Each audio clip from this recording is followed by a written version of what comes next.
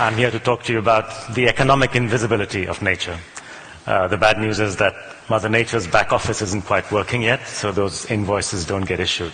But we need to do something about this problem.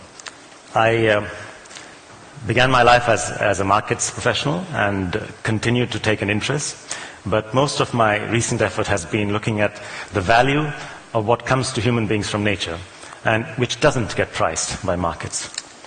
A project called TEEB was started in 2007, and it was launched by a group of environment ministers of the G8+5. And their basic inspiration was the Stern Review of Lord Stern.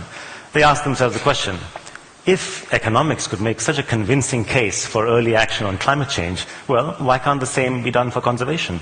Why can't an equivalent case be made for nature? And the answer is, yeah, it can, but it's not that straightforward. Biodiversity, the living fabric of this planet, is not a gas. It exists in many layers, ecosystems, species, and genes across many scales, international, national, local, community. And doing for nature what Lord Stern and his team did for climate is not that easy. And yet we began. We began the project with an interim report which quickly pulled together a lot of information that had been collected on the subject by many, many researchers. And amongst our compiled results was the startling revelation that in fact we were losing natural capital, the benefits that flow from nature to us. We were losing it at an extraordinary rate, in fact of the order of $2 to $4 trillion worth of natural capital. This came out in 2008, which was of course around the time that the banking crisis had shown that we had lost financial capital of the order of $2.5 trillion. So this was comparable in size to that kind of loss. We then have gone on since to present for international community, for governments, for local governments, and for businesses, and for people, for you and me, a whole slew of reports which were presented at the UN last year, which address the economic invisibility of nature and describe what can be done to solve it. What is this about? A picture that you're familiar with, the Amazon rainforest. It's a massive store of carbon, it's an amazing store of biodiversity, but what people don't really know is it's a rain factory. Because the northeastern trade winds, as they go over the Amazonas, effectively gather the water vapor. Something like 20 billion tons per day of water vapor is sucked up by the northeastern trade winds and eventually precipitates in the form of rain across the La Plata basin.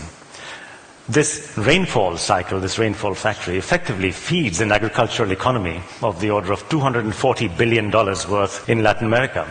But the question arises, okay, so how much do Uruguay, Paraguay, Argentina, and indeed the state of Mato Grosso in Brazil pay for that vital input to that economy to the state of Amazonas, which produces that rainfall? And the answer is zilch, exactly zero. That's the economic invisibility of nature.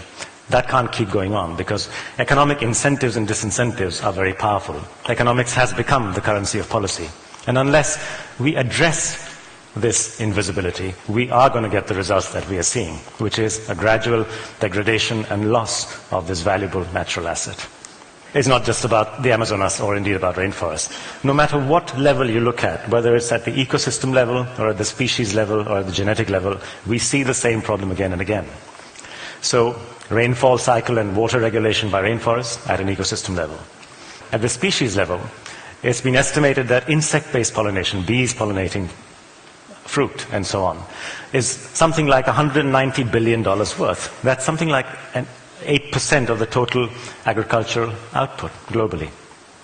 Completely passes below the radar screen. When did a bee actually ever give you an invoice? Or for that matter, if you look at the genetic level, 60% of medicines were prospective, were found first as molecules in a rainforest or a reef. Once again, most of that doesn't get paid. And that brings me to another aspect of this, which is to whom should this get paid? That genetic material probably belonged, if it could belong to anyone, to a local community of poor people who parted with the knowledge that helped the researchers to find the molecule which then became the medicine. They were the ones that didn't get paid. And if you look at the species level, you saw about fish. Today, the depletion of ocean fisheries is so significant that effectively it is affecting the ability of the poor, the artisanal fisher folk, and those who fish for their own livelihoods, to feed their families. Something like 1 billion people depend on fish, the quantity of fish in the oceans. 1 billion people depend on fish for their main source for animal protein. And at this rate at which we are losing fish, it is a human problem of enormous dimensions, a health problem of a kind that we haven't seen before.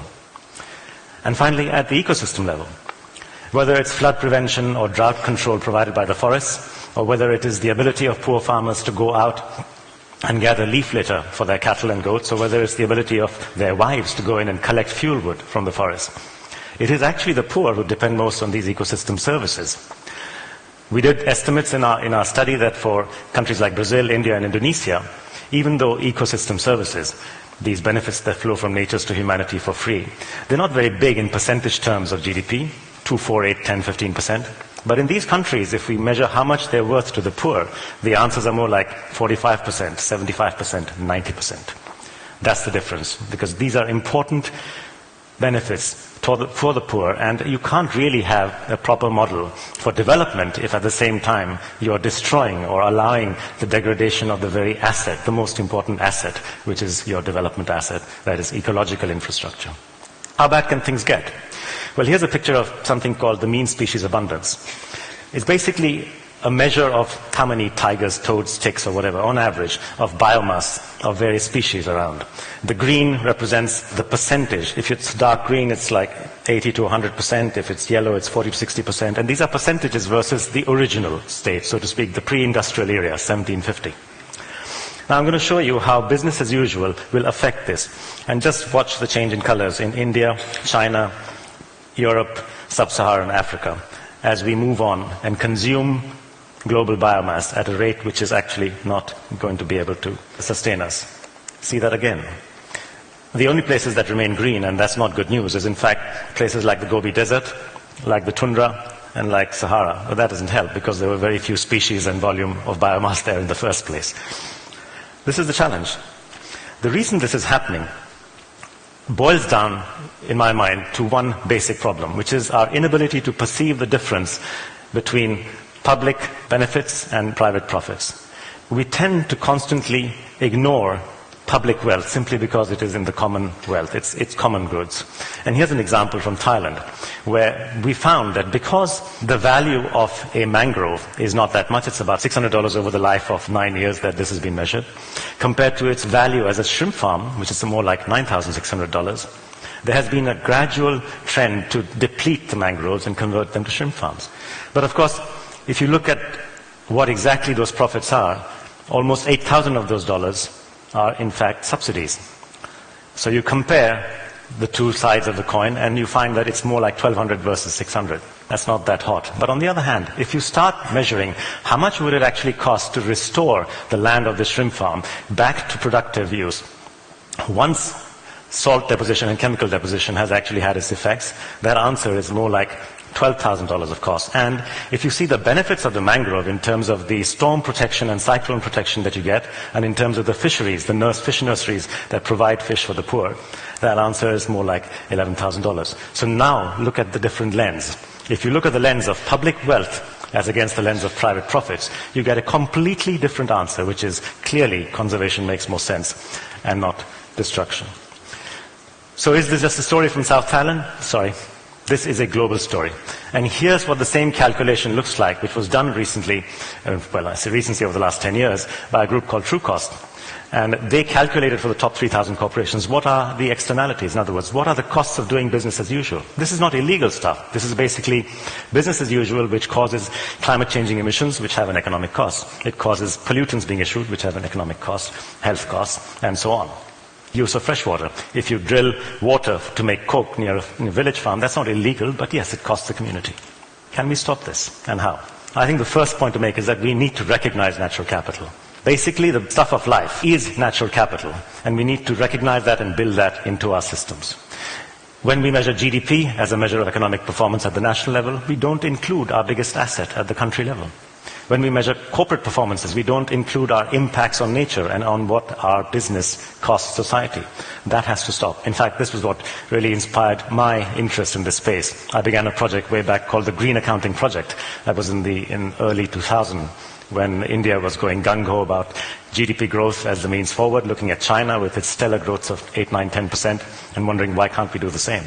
And a few friends of mine and I decided this doesn't make sense. This is going to create more costs to society and more losses. So we decided to do a massive set of calculations and started producing green accounts for India and its states.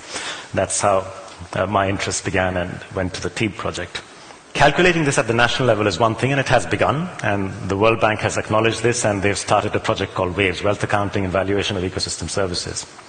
But calculating this at the next level, that means at the business sector level, is important. And actually, we've done this with the TEEB project. We've done this for a very difficult case, which was for deforestation in China. This is important because in China, in 1997, the Yellow River actually went dry for 9 months, causing severe loss of agricultural output and pain and loss to society. Just a year later, the Yangtze flooded, causing something like 5,500 deaths. So clearly, there was a problem with deforestation. It was associated largely with the construction industry, and the Chinese government responded sensibly and placed a ban on felling. A retrospective on 40 years shows that if we had accounted for these costs, the costs of loss of topsoil, the costs of loss of waterways, the lost productivity, the loss to local communities as a result of all these factors, desertification and so on, those costs are almost twice as much as the market price of timber. So in fact, the price of timber in the Beijing marketplace ought to have been 3 times what it was, had it reflected the true pain and the costs to the society within China. Of course, after the event, one can be wise. The way to do this is to do it on a company basis, to take leadership forward, and to do it for as many important sectors which have a cost, and to disclose these answers. Someone once asked me, who is better or worse? Is it Unilever or is it P&G when it comes to their impact on rainforests in Indonesia? And I couldn't answer because neither of these companies, good though they are and professional though they are, do not calculate or disclose their externalities. But if we look at companies like Puma, Jochen Seitz, their CEO and chairman, once challenged me at a function saying that he's going to implement my project before I finish it. Well, I think we kind of did it at the same time, but he's done it.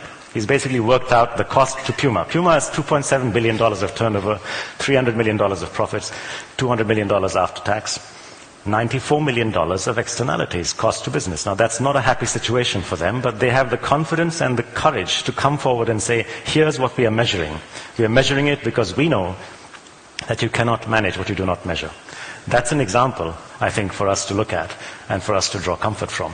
If more companies did this and if more sectors engaged this as sectors, you could have analysts, business analysts, and you could have people like us and consumers and NGOs actually look and compare the social performance of companies. Today we can't yet do that, but I think the path is laid out. This can be done, and I'm delighted that the Institute of Chartered Accountants in the UK has already set up a coalition to do this, an international coalition.